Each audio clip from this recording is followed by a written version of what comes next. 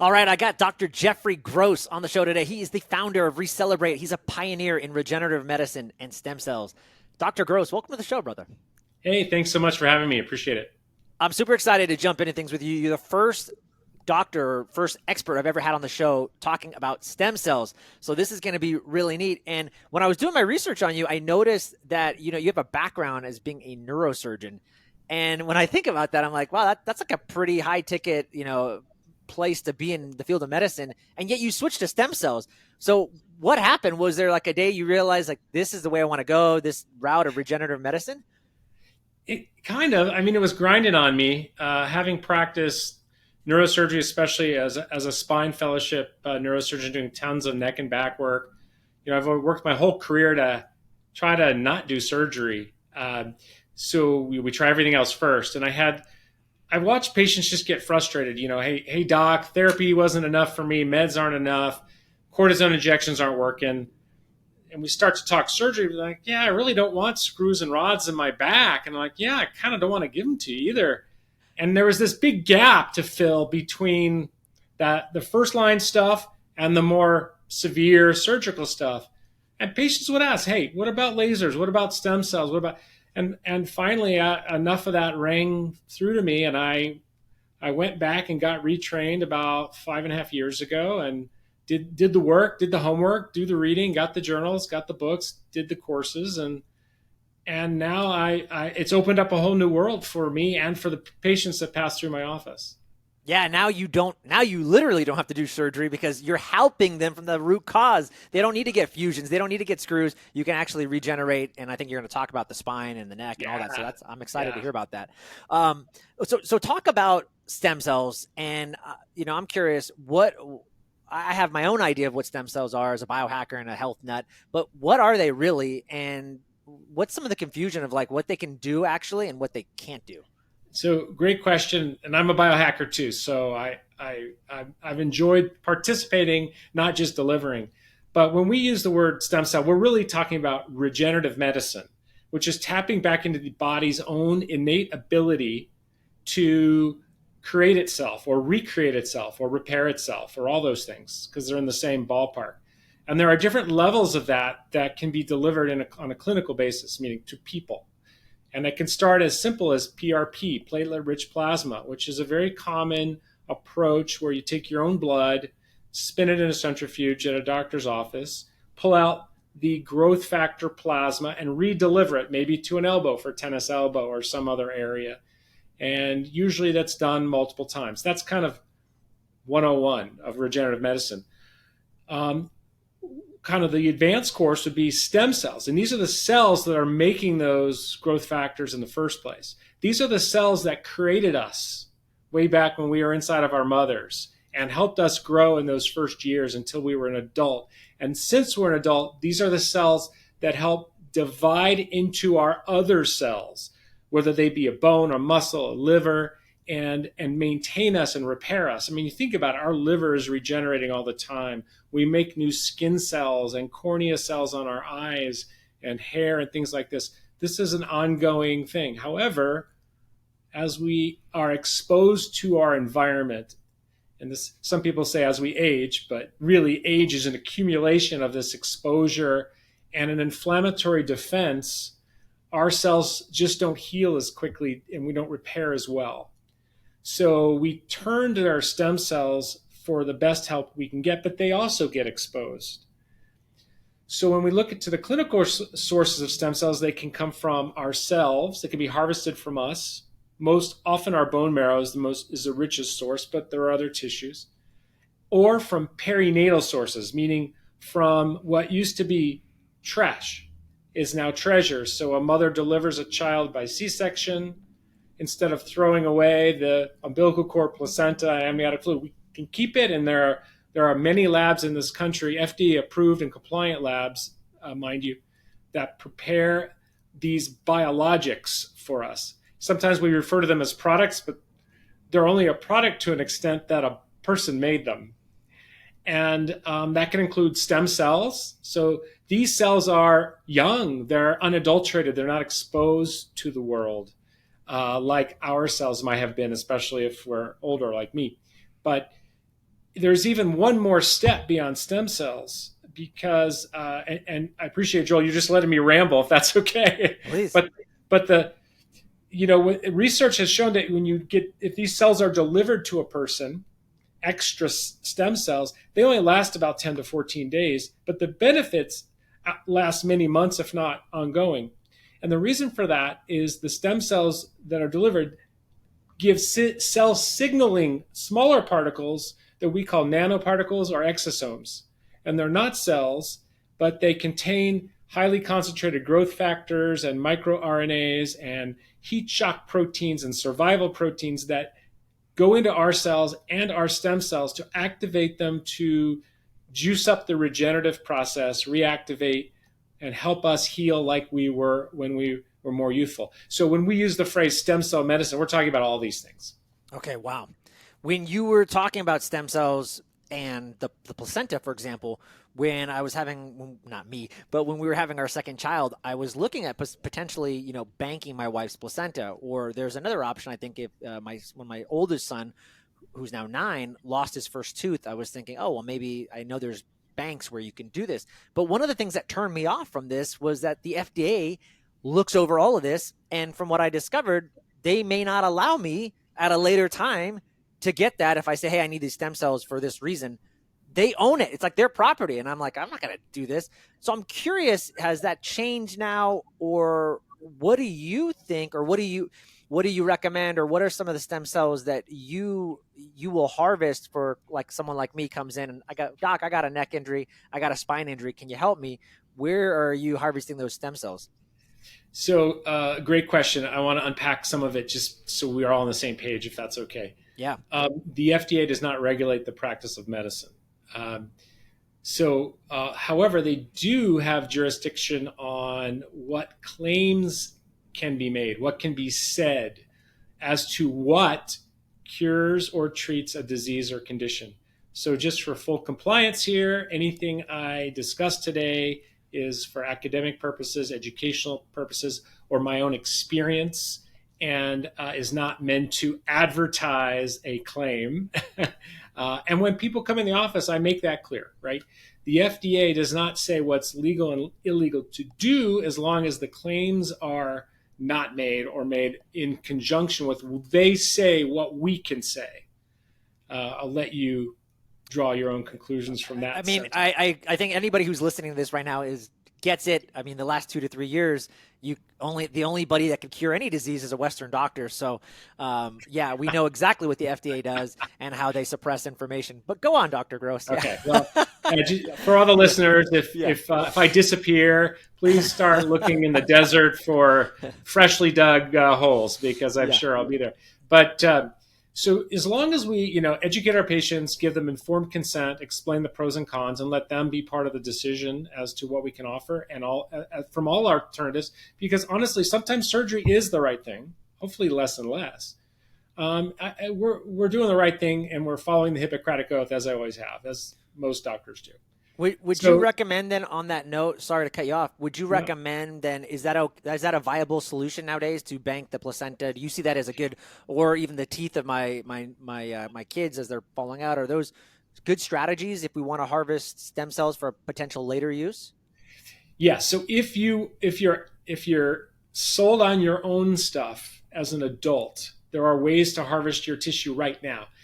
However, it does make sense to bank your child's umbilical cord. I'm not aware of the tooth one, but when we talk about stem cells, we're talking about mesenchymal stem cells or MSCs. Now, you don't need to remember that, but it's usually more the connective and the endocrine tissues of our body that we're tapping into. A tooth has a different type of germline. So I probably need to read up more on that, but I don't think you can use that for everything unless you reverse that stem cell backwards, and that's a little too out there right now. It's happening, but we're not ready for that. We're not doing that, at least in the clinical setting.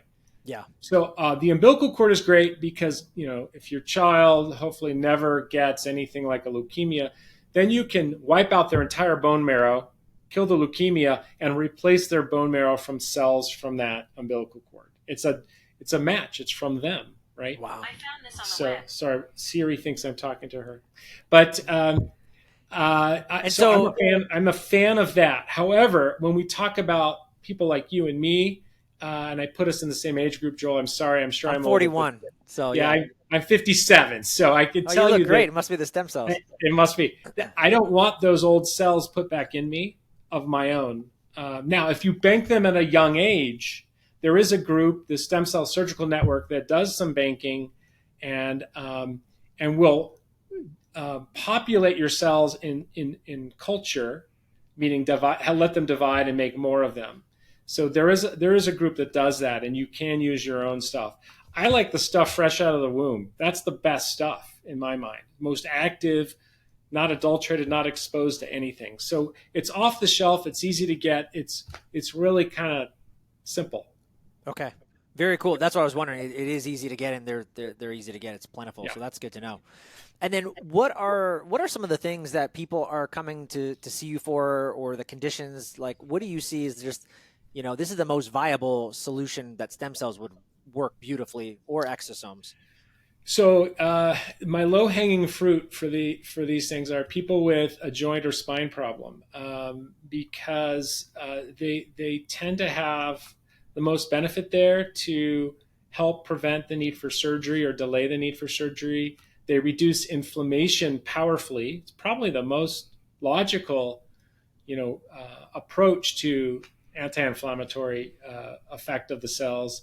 And we have great examples of restoring the body's ability to recreate the very joint it made in the first place. So we tap back into the original factory equipment.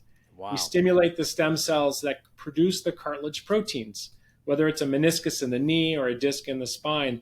We're showing that we can reactivate that.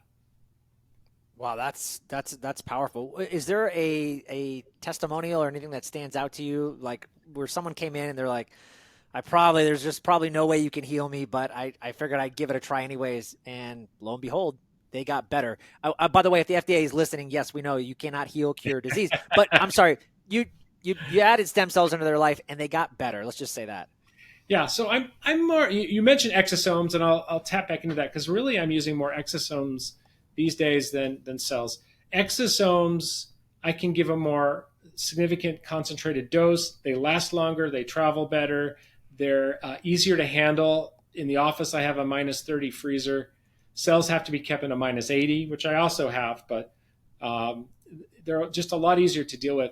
Plus, they're about half the cost. And I haven't seen any reduction in benefits in my experience. So I'm a big exosome fan. So exosome again are the small stem cell activators. So we've been delivering them. I think my best case is the knee cases, particularly. I have a lot of ladies, who like to wear high heels, have trouble walking on the heels or up and down the stairs, have pain getting out of a chair. That's probably my most frequent group, and we have people in their 70s who are getting benefits.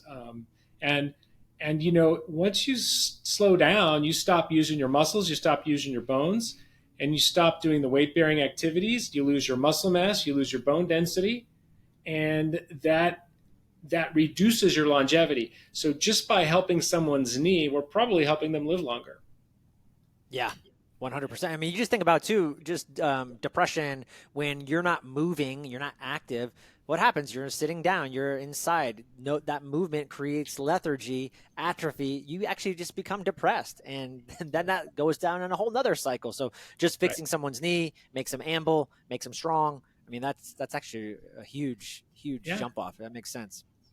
You totally. mentioned, and I know you have a really deep background within the spine prior to doing stem cells. How has that affected what you do in stem cell in the world of exosomes and stem cells, and what are some of the things that you're specifically able to target better than some of the other doctors out there? Yeah, we have a new tool in our kit of things we can offer someone. So when I have people with low back pain, for example, where they have a problem with a disc or discs, or low back pain with a problem from some of the joints of the low back, or even both, we now have an approach where we can, through injection or injections, usually one time, when I said plural, it means at one time, we can improve the health of that joint, reduce the inflammation, which is one of the things driving the source of pain, and help improve the health of that disc, improve the nutrients, the water content, the protein content, the shock absorber nature, or what we like to call the viscoelasticity of the disc. And with that, we're improving the patient's overall function and reducing pain, and hopefully reducing the need for surgery, right? Yeah. Yeah. How much? Because you mentioned it's become a lot more affordable, and I don't even know anymore. I know, like, from what I've heard, like full body stem cell treatments are like $5,000 in Mexico. But Mhm. what's some of these exosome or just some of these very joint specific? What can people expect if they're doing some kind of treatment like that? Yeah, so like a common approach would be to address one joint or one disc, for example. We have to do this at a surgery center because we follow the French protocol. If I could take a little diversion, Please. Philippe Hernigau in France has been doing this for nearly 20 years. So they published 2 years ago 15-year follow up. So we're way behind the curve here in the U.S.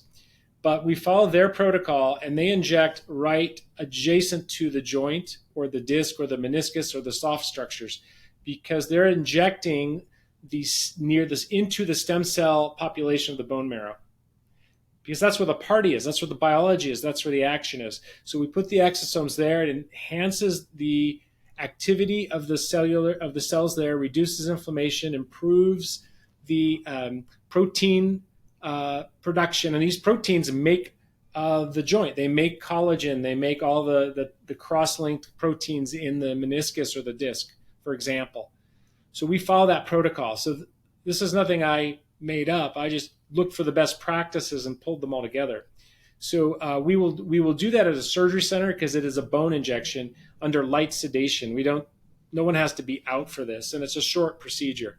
So because the surgery center and the anesthesiologist for the sedation, and I have to buy the biologics from the different FDA compliant labs, doing a knee is usually a 2-dose intervention, one above, one below the knee joint.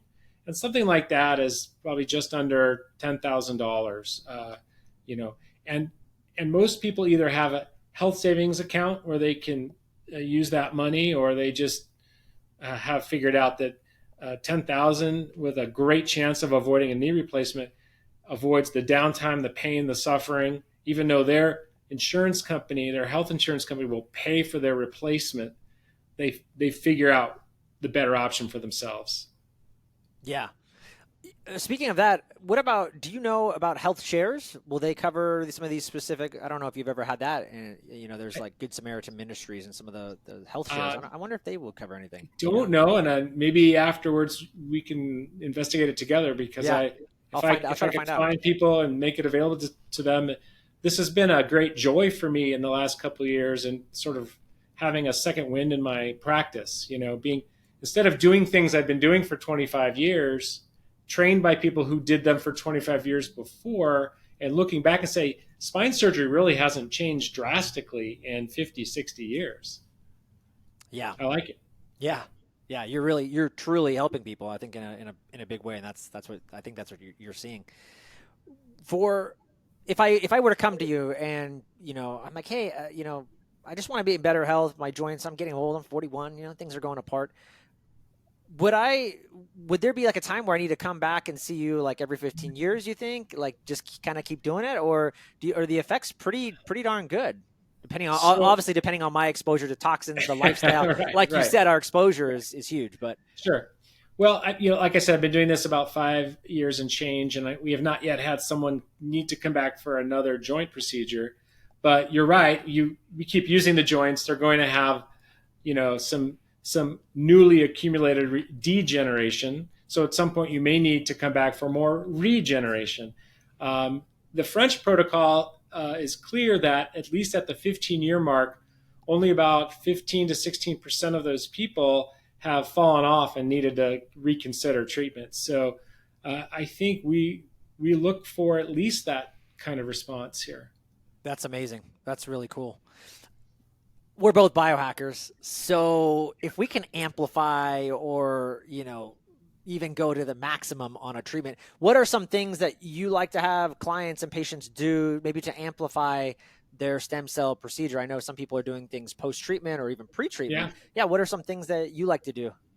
Well, when people meet with me first, and most of my people do travel here to the Las Vegas area. We're in Henderson, which is a suburb. Um, Most of the work we do is like this through a Zoom call. We get them, we educate them.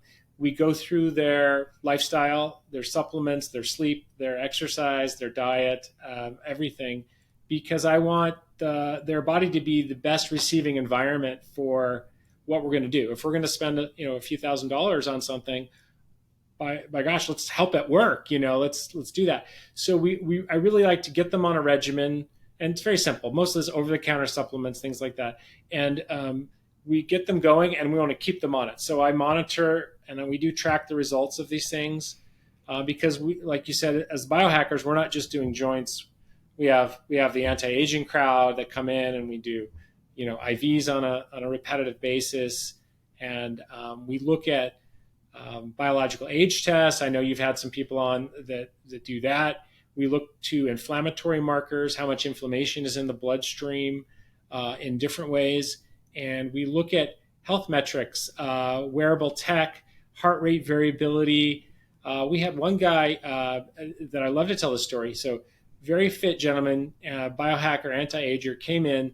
We did IV exosomes, and most people feel a difference, especially the first time. They really feel energy and awareness and clarity and effervescence and recover faster, what have you. He texted me back, said, after about a week, he really didn't notice much, but a couple of days later, he sent me a screenshot of his HRV, which had been running in the 60s for months, and he's very, very active, and it shot up to the 90s. Wow. He goes, I may not feel this, but look what it's doing. Yeah. Yeah, that's massive. Anybody that knows or tracks their HRV to get, honestly, to go up 5 or 10 points would on a rate. If your numbers are habitually 60, if you were just to go up 5 points, it would be a big deal. So the fact that he shot up 30 points like pretty much overnight is wow. That's a huge showing. That's a huge testament to the score of his resiliency and how much it improved. Really. Yeah. I was amazed by that. So not everyone feels something necessarily with the IV, but we know it's bioactive. It's doing something, right? It's reducing inflammation, improving cellular function, and when you improve your cell function, you're improving your function. So he's seen that in that sensitive health metric. Yeah, that's really cool. I was thinking as you were talking earlier about heat shock proteins and these stem cells. We naturally make them and produce them. What are some ways that we can naturally produce them? I know, one of the things we've heard is that fasting for 72 hours your body will start to regenerate new stem cells. Other than that, though, I don't know. Is there anything else that you would recommend? Yeah, these all fall under the category of what we call hormesis. You've probably, I'm sure, heard that word. And this is a slight to moderate stress on the body, its cells, to build more resilience. So calorie restriction, intermittent feeding / fasting, and full fasting, whether it be 24 hours and even up to 72, where you do get a reset of your immune system and some of those stem cells, is fantastic for survival. Survival means your body takes a chance to say, you know what, I'm going to kill off all these senescent, non-working zombie cells because they're taking up space and using resources. And we're going to make a bunch of new ones and try to survive. The other ways you can do that is through exercise, especially high intensity and interval training. If you're talking about building bone density and muscle mass, which are the muscles of longevity, or the organs of longevity rather, then weight-bearing exercise, resistance training, and then sauna, repetitive sauna use, cold plunges. These are all forms of hormesis that give us a little bit of stress that causes our cells to make these heat shock and cold shock proteins, which are very primitive survival proteins that go to the nucleus of the cell and tell the very restorative, reparative, youthful genes to get to work. and save this person. Get rid of the junk, clear out the closet. Let's go. Very good. Okay, I did not realize that these hormesis factors were all things that can help with stem cell creation. Oh That's yeah. really cool. I was curious, have you done anything you mentioned age tests and longevity, and that's your specialty, regenerative medicine and longevity. Have you done any tests? And if you have you done anything other than stem cells, or maybe stem cells was one of them? But I'd be curious to know if you did anything that we just mentioned, the blue zone diet or meditation or sauna, and you saw a massive reversal in your age, or have you done any testing to show that? So I do so many different things and I play around because I experiment on myself. So I do too many things where I can't get good data on that. But I do age tests. I do health metrics, track health metrics now, and the latest version of the, or even the prior version now of the uh, Apple operating system for those iPhone users out there does track HRV. Earlier ones did not. I had to buy an app to do it. Hmm. So you can do that on your Apple Watch now through your. It's one of the health metrics. Um, I have done both stem cells and exosomes, and except for the first 2 weeks, I find them relatively similar in results. So I'm sticking with the exosomes. It's half the price. Okay. Um, and like I said, easier to handle. I can give a more concentrated dose. I think that the results we're seeing in some other areas are just exciting. We have some cosmetic things we do for rejuvenating facial skin appearance and t- tightness, elasticity. We do some procedures for thinning hair. I've had that done a number of times myself. As long as there are follicles, we can help reduce inflammation and improve that. We so personally, those are my things. I'm a big believer in circadian rhythm. We have a light cycle and a dark cycle, like a plant. We wake up in the morning. There's light outside. The light hits our eyes. We secrete the stress hormone cortisol so we can fight the day. At the end of the day, we need to shut it down. We need to go into the dark cycle and repair. And we need a couple things to do that.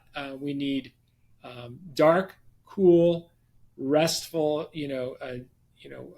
mindfulness, meditation, quiet down, and melatonin. Even if you have no problem sleeping, because everyone think, oh, melatonin is for people who have trouble sleeping. Well, it can help you sleep and sleep deeper, but it's also the nighttime dark phase hormone. It does cellular repair activities during the night, and it's probably deficient in so many people because we really don't make much after or post puberty. So if you ever Wow. had a teenage kid, I don't know if you have one yet, if you're, but if you ever try to wake a teenage kid from sleep, man, they're hibernating, man. They're hard to get up. And one of the reasons is that they sleep deeply with that melatonin. So if you want to sleep deeper and get more out of your repair during the night, if you want, it helps you lose weight. I think you had a thing on that once. Yeah. And so many other things. Now they found polycystic ovary syndrome may have a relation to not having enough melatonin. So take melatonin at night. Simple supplement over the counter, easy to do. Man, that's a great one. And I was just, one of my mentors was talking about that just recently in terms of the anti-aging. I love that you mentioned that. It's such an easy fix over the counter, but I don't think about it. Sometimes we're doing so much other stuff, we forget some of those simple ones because it's just melatonin. And like you said, I sleep well, so I can always improve. But my sleep in general is pretty good, so it's not something I think about a lot. Then would you just do? Is that something you'd say? Like just do a daily dose, Do it. 1.5 milligrams, just something like a little dose, or I'm doing 5 milligrams to 10 milligrams at night, um, and I sleep deep. I have a sleep app. I track Apple Watch and phone, and you can see my sleep ratings improve. My HRV improves, even though I wake up just as rested.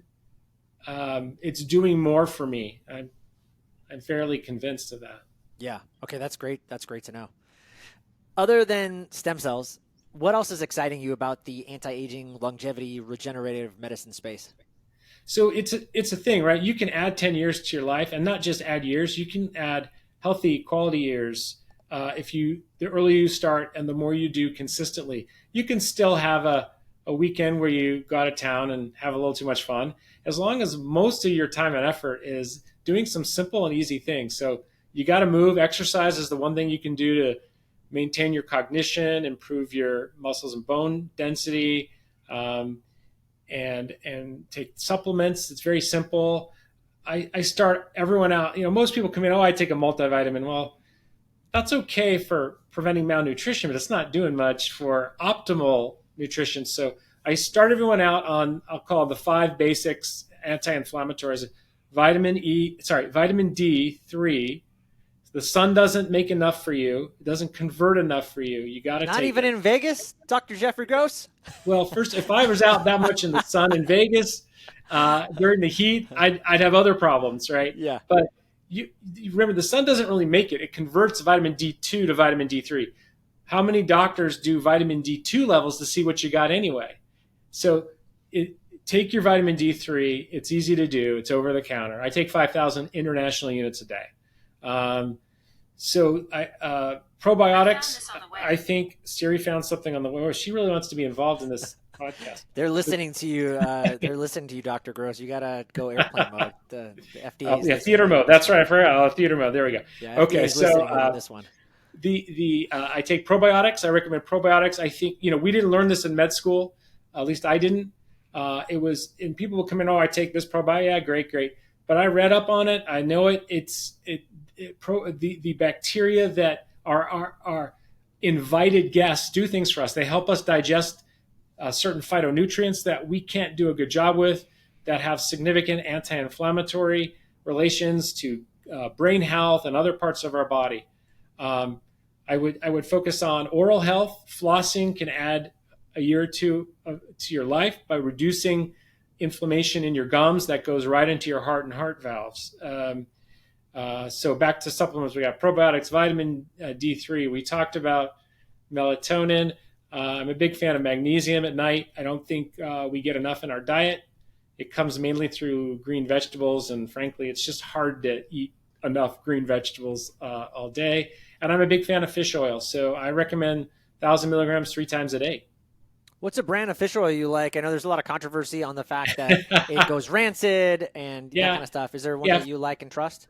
Listen, I don't promote any brands at this time. I'm not the best businessman. Maybe I should, but if it smells bad, don't take it. But I've bought it at a big warehouse store. I've bought it online. I've paid 3 times as much for one than another.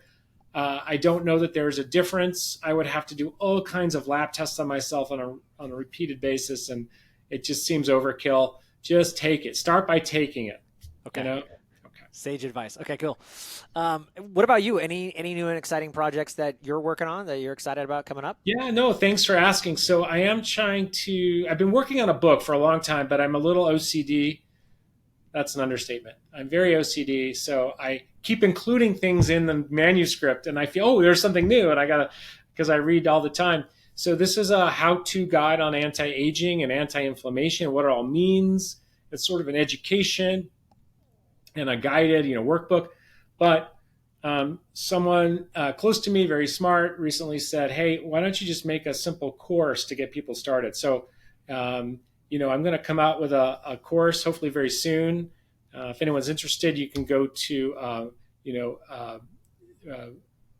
it's going to be Young Again Method /longevity, and we'll put you on a list and we'll send you a little something. But hopefully that'll be easy and fun. Yeah, very cool. I want to wrap things up a little bit and ask you some final round questions. But before I do, just anything that I didn't ask you that you wish I had. Well, I can make a long list. I mean, there's so many things that regenerative medicine has applications for. I talked about some of the cosmetic and the IV that we approach to help people with autoimmune or hyperinflammatory syndromes. We've done some.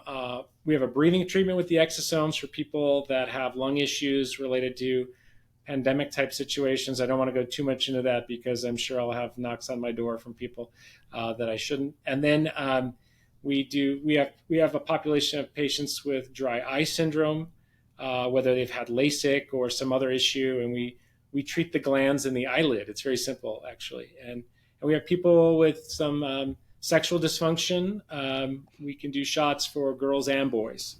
Nice. The eye, my father, approaching 70, he's got macular degeneration. Is that something that you guys do well with as well? It's not something I have addressed personally. There are people working on that. It's not something I'd want to do directly into the eye. The question is, if there's an inflammatory component, then the IV may have benefit, which causes me to add one little tidbit. Comparing exosomes to stem cells, anything involving the nervous system, so recovery from stroke, dealing with the inflammatory changes in Alzheimer's disease or other issues, or helping to at least, the IV exosomes will travel through the blood-brain barrier into the nervous system. Stem cells are too big. They really don't penetrate well. Now, stem cells can make their own exosomes that can be delivered, but why not cut out the middleman? The stem cells are just a delivery vehicle in that setting. Okay. Very cool. Yeah, I was thinking about that. Even when you mentioned before that, I was thinking about people with MS, and I have no idea if there's been stem cells that have shown help Yes. in that area. Yeah. Yes, there's an inflammatory component of MS. If you look at it, it's inflammation around the veins in the brain. So anything with an inflammatory component can potentially be affected in a good way by the anti-inflammatory benefits of regenerative medicine. Wow. Okay, that's exciting. Yeah, that's really neat. Okay, cool. Let's jump into some final round questions. We'll wrap it up and have everybody, if they want to connect with you and learn more about you, you can tell them where to find you. And Sure. I think just where to ask questions. Can you help me? Because as the more we're talking, I'm thinking, well, what about this and what about this? And I'm sure they can just contact your people and kind of find out if that's a viable solution. Sure. For them. Yeah, happy to. Dr. Gross, I'm curious, was there a choice or maybe some choices that you made in your life that you think made you who you are today? I'm sure there are. I mean, I know I went into medicine because it was sort of the final frontier, and I had the good fortune of working with a wonderful neurologist in the Bay Area during my college years, Stephen Holtz, who inspired me into the nervous system, and I got interested in the brain, and then professors during my residency, like Dr. Benzel, stimulated my desire and love of the spine. But I do remember as a young child at a camp I attended, a child fell down and had a big scalp laceration, and of course as a kids we said he cracked his head open. I don't know if anything was actually, the skull was fractured or what have you, but I got inspired then. Like, it was, I'll never forget that. I was probably 5, so I think that's part of it. That's really cool. Obviously, you're doing so much in the wellness and health space. I'm curious, who inspires you? Well, I'm close with some of your guests in the past. Susie Bratton has been an amazing mentor and colleague. Ben Azadi. We mentioned off screen some of the guys who have come before me. Dr. Hernegau in France, who's done these studies for many years. A colleague of mine in Los Angeles, Peter Fields, Dr. Fields, and others have. I stand on their shoulders when I pick the best practices to bring together and offer to people. Yeah, that's great. I'm a big reader. Are there any books? There's like a top 1 to 3 books that just change your life, and you'd recommend go out and read that book. It'll probably do the same for you. Well, I keep trying to finish Les Miserables because it's so deep and That's meaningful. A tough one, man. That's it's, a tough one. It's thick, man. It's really thick, but I gave up. It's amazing. But listen, Tim Ferriss. Years ago, I read The 4-Hour Workweek, and it has caused me to make so many improvements in my business and efficiencies, and made me look at things in such a way. We waste a lot of time doing a bunch of old traditional things. Spine surgery might be one of them, where there are better options just because we were trained a certain way or we always did something a certain way. So that's one of my favorites. Yeah, Tim Ferriss is great. That was that book, same thing, inspired me, however 10 years ago to consider entrepreneurship, and I never even had it in my mind. So yeah. Awesome. What about last 2 questions? We'll wrap it up. Any, this is gonna be great for you as a biohacker, but any rituals, hacks, or practices that you like to do on a regular basis? Oh gosh. So, some of them, I think my favorite things are, I've really become excellent at intermittent feeding. I call it intermittent feeding because we're not supposed to eat in the dark phase. So you're not fasting. You're just not supposed to eat. A fasting is when you're, in my mind, when you're not eating when you should be eating. So I've become really good at it. I think it makes a huge difference in my energy, my function, my metabolism, my health. So I've been very regimented, and I have a very easy 16 to 18 hour non-eating window now. Now I will have an acaloric beverage in the morning to get some hydration and fill the tank. Um, Whether it's black coffee or something like that, it's with no calories. So that's the key. Second is protein. We don't get enough protein as Americans, as humans, and as people who should be really working to maintain muscle mass, even if we're not, looking to gain muscle. Maintenance of muscle is a key factor in longevity. So protein supplementation is important, and I really work hard to get 140 to 160 grams of protein a day. You heard on Star Trek, we are carbon-based life forms. No, we are nitrogen-based life forms. Carbon gets us around. We're nitrogen-based life forms. Interesting. I've never heard anybody say that. Okay, very cool. I like that. Last but not least, Dr. Jeffrey Gross, where can people find you, connect with you, learn more about what you're doing, or even connect with you on social media? Great. Thank you for that.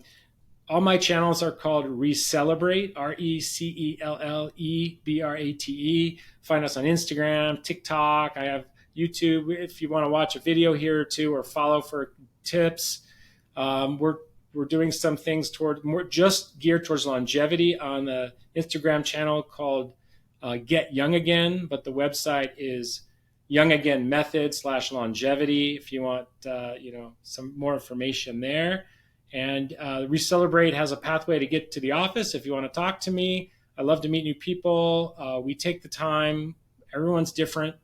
It's precision medicine. We look at everything you have and you need, and everyone is different in some way. Yeah, amazing. Dr. Jeffrey Gross, I appreciate you so much, brother. Thank you. Thank you. Appreciate being here.